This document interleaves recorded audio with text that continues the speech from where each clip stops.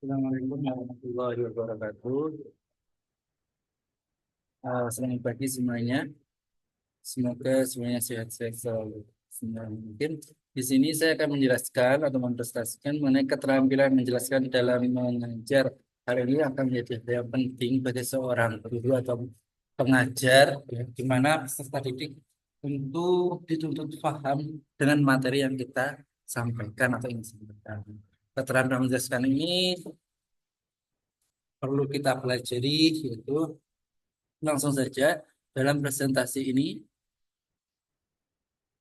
ada pengertian yang akan kita bahas, yaitu sebenarnya alasan menjelaskan, tujuan menjelaskan, prinsip, tujuan, petunjuk, dan hal yang perlu dihindari ketika menjelaskan, hukum efektif, bagaimana cara berkomunikasi yang baik sehingga peserta didik bisa paham lebih lebih paham gitu maksudnya ya. Terus keterampilan bertanya. So, pengertian keterampilan menjelaskan dapat diartikan sebagai penyajian informasi secara lisan yang diorganisasi secara sistematis mengenai suatu benda, keadaan, fakta, dan data sesuai dengan waktu dan hukum-hukum yang berlaku. Penekanan memberikan penjelasan adalah proses penalaran siswa dan bukan indoktrinisasi, ya, mendoktrinasi peserta didik, tapi kita menjelaskan materi yang kita sampaikan. Nah, hal ini sehingga menjelaskan pelajaran adalah sebenarnya keterampilan guru dalam menyampaikan bahan pelajaran kepada siswa secara lisan, ya, yang diorganisasikan secara terencana, sistematis, sehingga bahan pelajaran yang disampaikan guru tersebut dengan mudah dipahami oleh siswa. Next,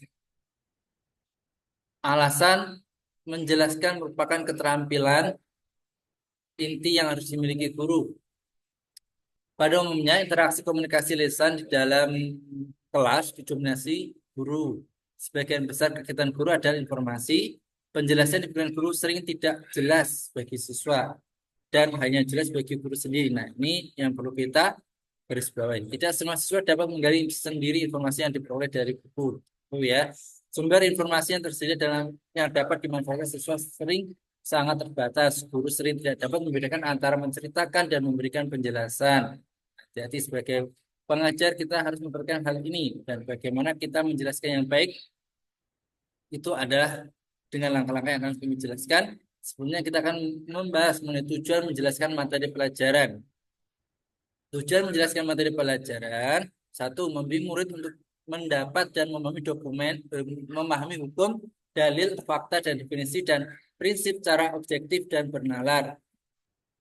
Melibatkan murid untuk berpikir secara memecahkan masalah-masalah atau pertanyaan untuk mendapatkan balikan dari feedback dari murid mengenai tingkat pemahamannya. Sudah paham belum murid-murid kita dengan materi yang kita sampaikan? Atau mereka masih kebingungan? Nah, itu perlu eh, kita pahami bagaimana suatu situasi di kelas kita. Dan untuk mengatasi kesalahpahaman mereka ketika miskomunikasi atau apa yang kita sampaikan tidak tersampaikan, tentu akan terjadi kesalahpahaman.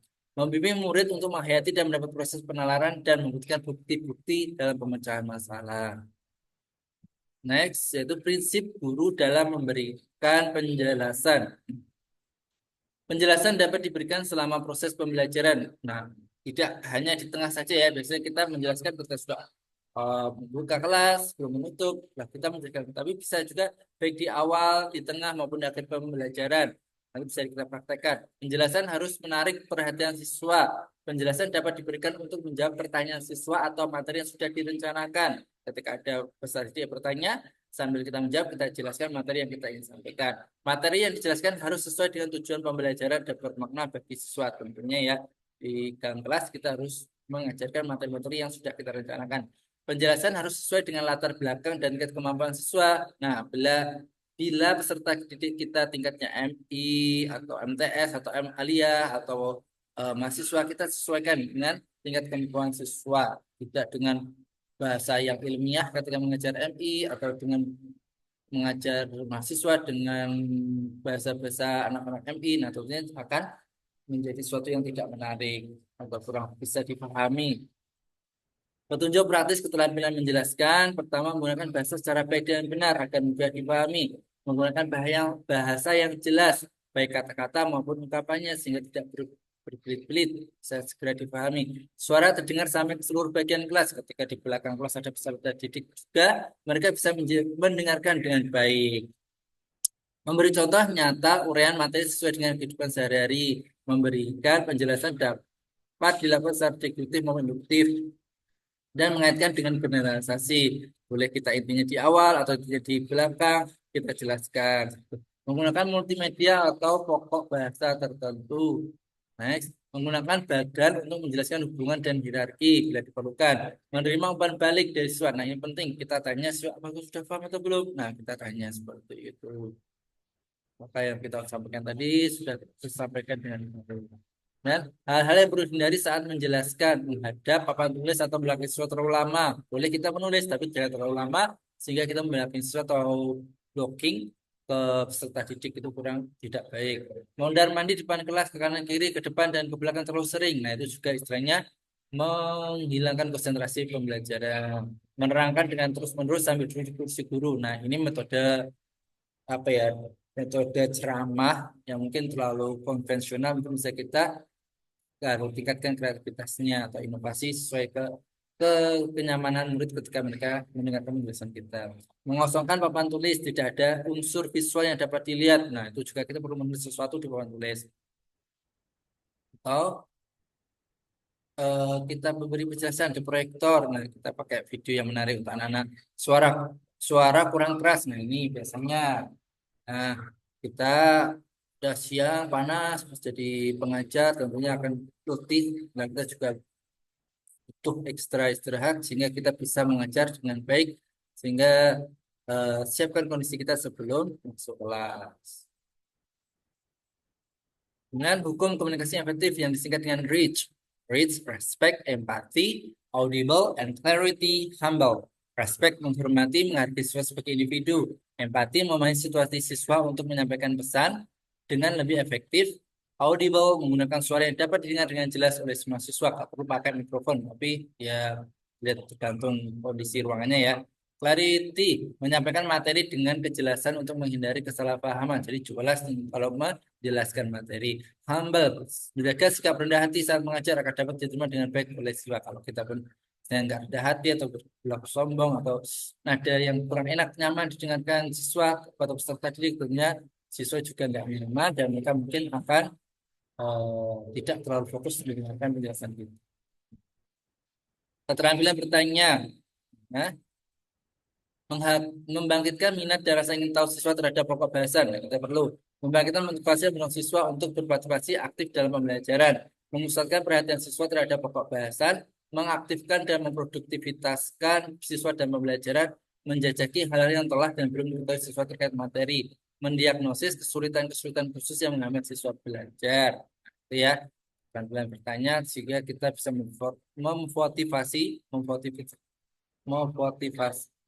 murid-murid atau peserta didik agar mereka lebih terampil bertanya. Next, kesimpulan. Sini ada dua kesimpulan yang ingin saya sampaikan. Yang pertama, keterampilan dasar mengajar sangat penting bagi guru untuk mencapai tujuan tujuan pembelajaran yang efektif dengan menerapkan hukum komunikasi, keterampilan bertanya dan menjelaskan dengan baik. Guru dapat menciptakan lingkungan belajar yang positif dan produktif. Nah, ini yang terakhir ya.